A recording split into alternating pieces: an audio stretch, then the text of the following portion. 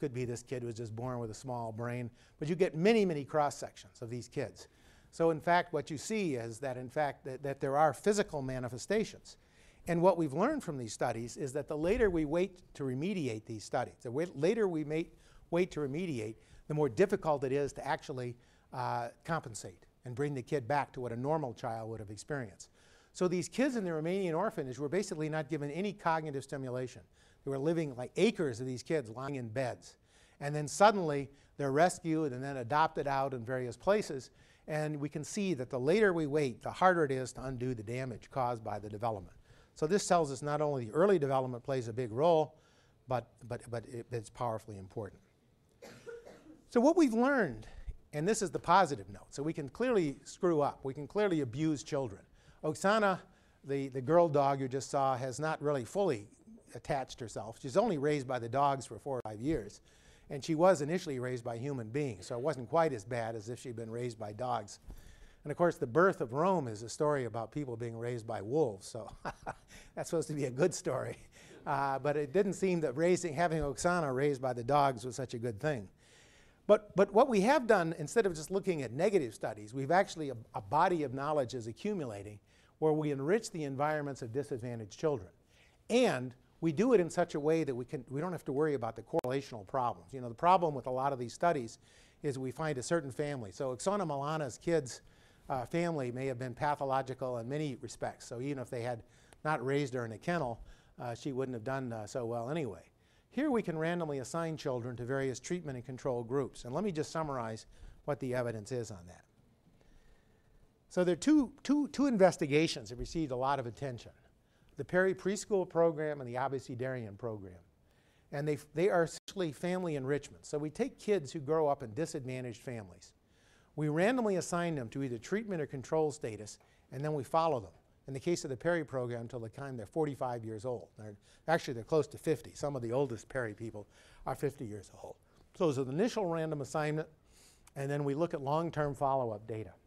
And we can ask, what does the program do? It essentially compensates for adverse family environments. It's making up for things, reading and writing, teaching children, giving them encouragement, social skills, things that are commonplace in middle-class families. The Abecedarian program is actually much richer. It starts at 4 months of age. It continues on till age 8, and the kids are actually going many more hours per day during most of the course of the intervention. So these are very enriched family supplements. But there's random assignment so we can understand a little bit more. And these studies are actually showing substantial positive effects of these intervention programs. And there are other programs too, non-controlled, not random assignment, from Chicago Parent Center and Head Start program. So let me, so the Perry program, which has received the most attention, and many of these presidential candidates now are basing their case on this program. 58 disadvantaged black children in one suburb, and about 63 or 65, I think, control children, all in one city just outside of Detroit. And the years were 62 to 67. And the treatment basically consisted of 2.5 classroom hours per week and a 90-minute home visit by the teacher on weekday afternoons. And the length of each year was 30 days. And the kids are followed in this particular study to age 40. Abecedarian is a similar intervention, not similar, it's a richer intervention, and it's on comparable sample size. It starts at an earlier age and it's more intensive. So what we saw then is something that is quite important. And this goes back to my point about cognitive and non-cognitive skills, very important. Here you see what actually happened to the Perry preschool kids. What we saw, that the kids were enrolled in the program to have an IQ less than or equal to 85. And so the average kid, this is the treatment group IQ, you get a pattern, which has actually been found in a lot of these programs. IQ rose from 80 to about 95. So in 1 year you had a boost.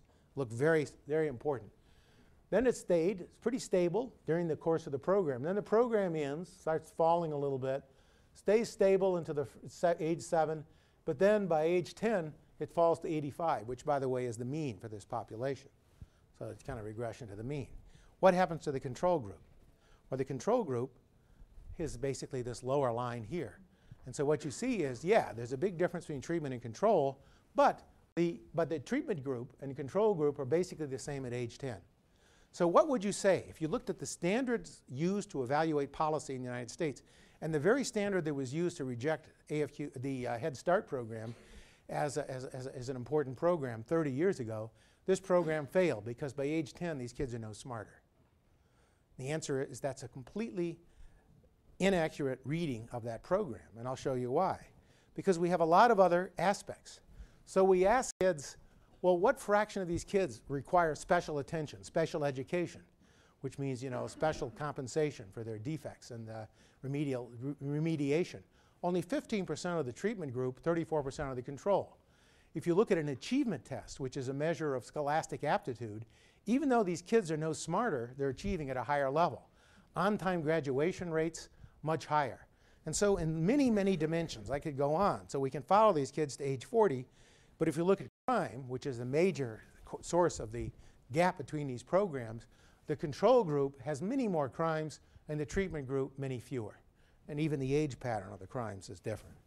So in many ways, this program is very effective. People have estimated the rate of return on this program so actually this is the abecedarian program where we actually can look at the IQ of children. And it turns out that these kids, we start intervening early enough and do it intensively enough, the treatment group IQ actually persists at least at age 21. So an early intervention, a very much more intensive intervention, can produce can produce a lasting gap. Okay, so what I'm suggesting is, and a lot of evidence supports the idea that we improve cognitive skills, but especially non-cognitive skills. And some people have estimated the rate of return to be as high as 17%. I think it's actually a little bit lower than that, but it's still very, very high. And that's an important fact. Now, I would argue that, in fact, these studies underestimate the true return. Because when people conducted these studies about early family interventions, they were looking only really at cognitive achievement. It's only accidentally we have some other measures of non-cognitive achievement, and they almost never measured health. But what we've learned since the time these studies were executed is there's a lot of impact of the early years on health. The physicians, the doctors, a lot of work has been done in the last 10 years on what's called the Barker hypothesis. The Barker hypothesis shows the importance of the early years, in utero and then the early years after birth, on the adult health, diabetes, heart disease, and many other adult risks. And so what I think we're going to find when we do these studies in the next 20 or 30 years is that actually there are going to be substantial benefits from these programs on health, a dimension that was never actually fully investigated.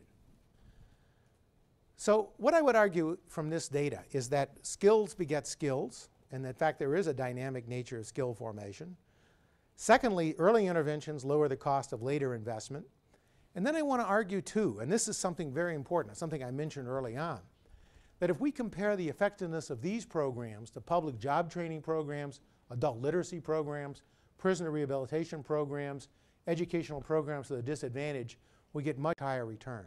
So you're an economist trying to say, how should you spend a given amount of money in education?